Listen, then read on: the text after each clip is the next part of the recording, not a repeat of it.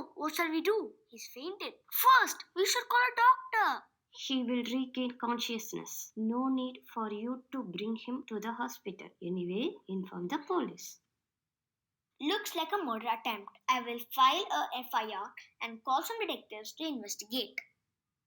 I would like to question you all for making this case a little more easy.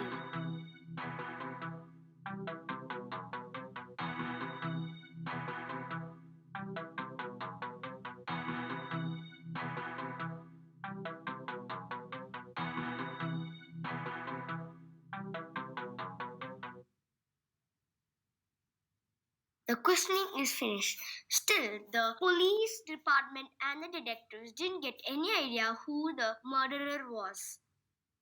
A thermos. Let's see what's inside it. A pair of thermal glasses and a knife. This might lead us to the murderer.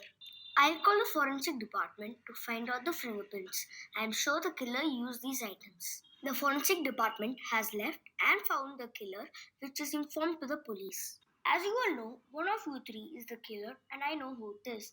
And the good news is that the victim is not severely injured. First questions. Why did you try to murder him? The night before the party, he had hit me several times. All I wanted is to repay. Well, hop on it, Aninia. I knew they would find me. I knew it. I am very sorry. I feel really ashamed. I'm sorry too for hitting you. I'm glad the story ended with a very happy ending.